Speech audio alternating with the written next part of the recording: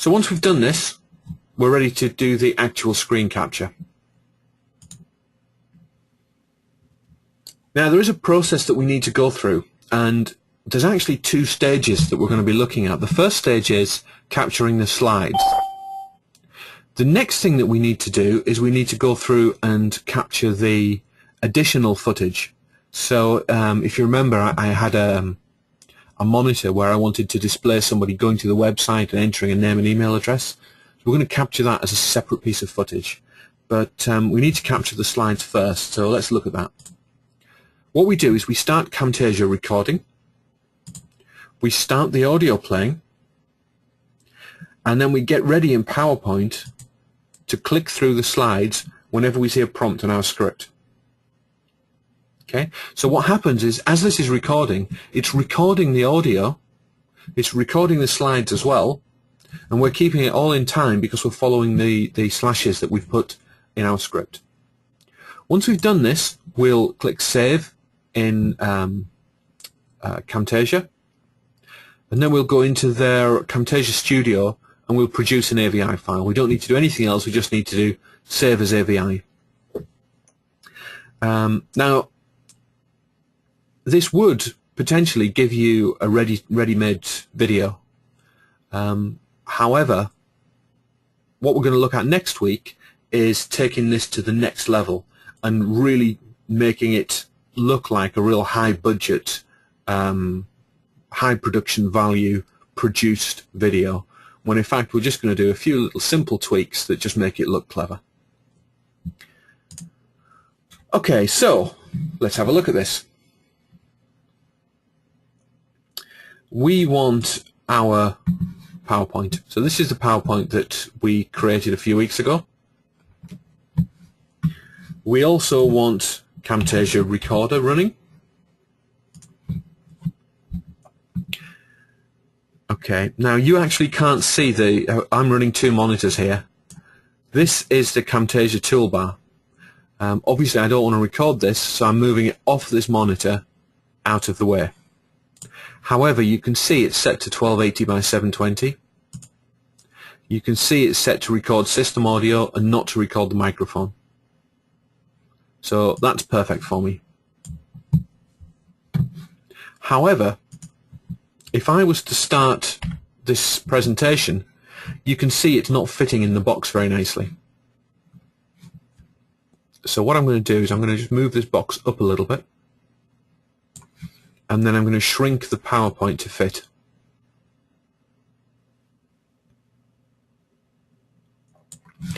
And you remember I said I'm going to just overlap those edges, particularly with this one where it's going white all the way to the edge.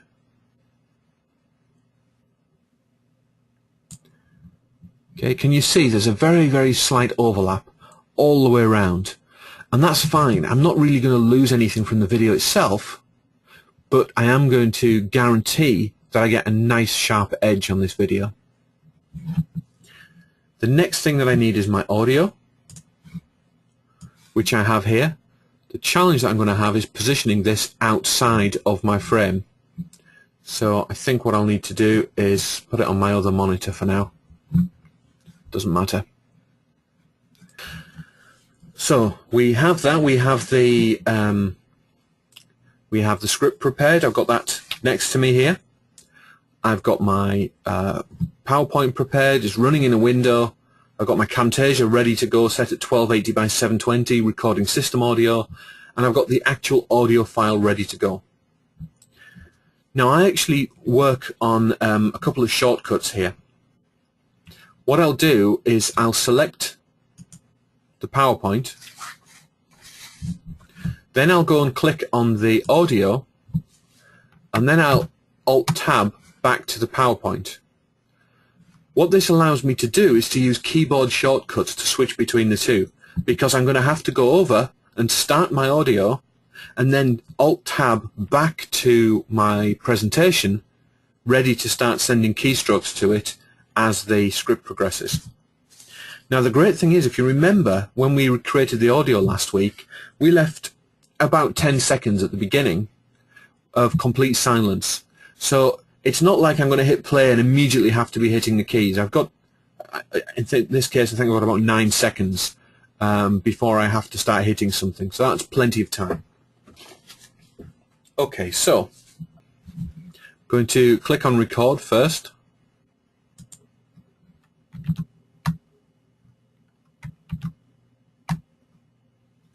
Now I start the recording and select the PowerPoint.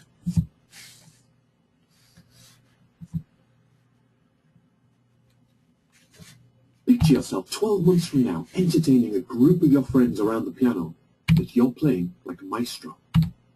Whether you've never played a piano in your life and want to learn, or whether you've had some lessons but been frustrated by your lack of progress, you're in the right place. And in this video, I'll share with you one secret that all professional musicians know, yet is never taught. You'll also discover a new way of learning that's currently turning the teaching industry on its head. I learned piano as a child. I had to go for my lesson every week and spend hours and hours practicing at home and playing my scales over and over again until I got them right. I remember one day when I was quite young, I got so frustrated that I couldn't play several of the more difficult scales that I kicked the piano and cracked the wood. I was in so much trouble and had to learn to control my temper. As I progressed, the frustration was there all the time as I learned more and more difficult scales and arpeggios, and had to learn all this classical music that, if I'm honest, I found dull and boring. I remember hearing some friends playing around on a piano at school, playing some current pop tunes, and asked my teacher if I could learn them. I never did. I was too focused on all the technical stuff and sitting exams. Don't get me wrong, I had a great teacher, but that way of learning just didn't do it for me. Years later, I had the chance to play piano in a dance band. Up to this point, I'd only ever played classical music, and by now, was only practicing occasionally, and even then reluctantly.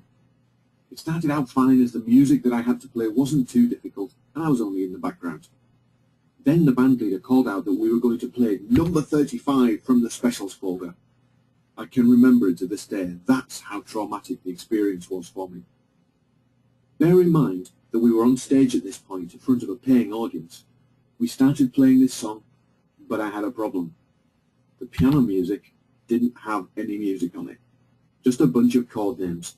I was completely lost. I knew what the chords were and how to form them. Hey, I'd been classically trained for the previous 10 years. But I didn't know what to do with the chords when we started playing. I had no idea how to form a rhythm around them. I had no idea how to fill in between the chords. I was out of my depth and lost. Then it happened. I was struggling so much that I was only looking one chord ahead to figure out what to play and was oblivious to the rest of the page. That's why it caught me out. That was what made it so traumatic. I spotted the phrase 24-bar ad-lib piano solo just as the band leader turned round on stage and pointed to me. In that split second, as I put all the pieces together, I reacted as any young musician in my situation would react. I quickly folded my arms and said, "No!" Luckily, the guitarist jumped in and no one in the audience noticed, but I had promised myself at that moment that nothing like this would ever happen again. From that day forward, I focused my efforts on two things: learning how to play chords so that they were second nature, and learning how to improvise. Even today, I still don't consider myself a great pianist, but my friends do. This is because I learned these secrets to making the piano sound good, even when I'm doing something quite simple and straightforward. So here I am, after 30 years of playing piano, wishing there'd been an easier way to learn way back when I started. The great news is that now there is a better way, and I'm really excited to be able to share this with you today. I recently discovered Rocket Piano, which is a revolutionary new online piano teaching course. It's designed to take everyone from complete beginners to more advanced pianists like myself, through to highly competent musicians, through the use of leading-edge teaching methods which propel you forwards without the boredom and frustration that I experienced when I learned. It's a 12-month comprehensive course which can be yours for a single payment, so you don't end up going broke paying for lesson after lesson after lesson at exorbitant private rates. It doesn't matter what your skill level is when you start. By the end of the course, you will be entertaining your friends, just like I do. Best of all, this revolutionary training method makes learning fun by letting you learn to play using music that you like so that you enjoy the learning experience. Don't take my word for it though. In a moment I'm going to show you how you can get 6 introductory lessons absolutely free, so you can see for yourself how powerful this training can be. Before I tell you though, I've got something else for you. Remember I told you that professional musicians all rely on knowing a basic set of chords? Well, I've put together a free gift for you to help you get started. My Piano Player's Easy Chord Book. This will allow you to unlock the secrets of the professional musicians, and all you have to do to get it is to visit my website at www.youcanlearnpianoonline.com and request it. Go now to www.youcanlearnpianoonline.com and enter your name and the best email address for you to receive the free gift, and I'll send it to you straight away.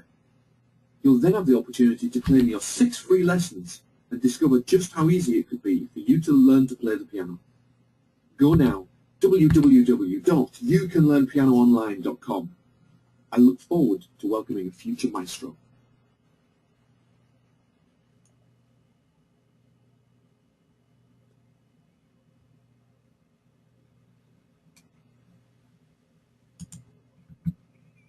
Okay, that's everything there. And what we get when I hit stop is it pops it up in this preview window, so we can have a quick look at the actual video. We can see sections of it. And what we want to do is then save this. And if I save this, you can play, you can learn piano online, PPT capture. What this is doing now, it's saved it and it's opening Camtasia Studio so that we can edit it if we need to, or quite simply just go ahead and make an AVI from it. So here we are. The first question is, what size do you want your video to be? So it's noticed that it's a 16:9, but it's initially offering to make it quite small. We don't want that. We want to select recording dimensions. Okay, so it's going to keep it at the same scale that we recorded it. We can now see we actually have a video here. So if I play this, And in this video, I'll share with you one secret that all professional musicians know, yet is never taught. So this is it. We've got our video. And quite simply, we could convert this to an MP4 now, and we could put it out there. But like I say, we don't want to do that yet. One of the reasons we don't want to do it is somewhere towards the end. Let's have a look where it is. There. Remember, we have this video screen. And in a moment, I'm going to show you how we capture the information that's going to go in there. So we need to do a little bit of editing. And if I'm really honest, it's not very easy to do this editing directly in Camtasia, although you can do a certain amount of editing in here. But that's really beyond what we're going to try and do today. We will next week look at using a proper video editor to go in and do that, and to overlay one video on another. And I'll show you a couple of different ways of doing that next week. But for now, I'm going to quite simply save the project.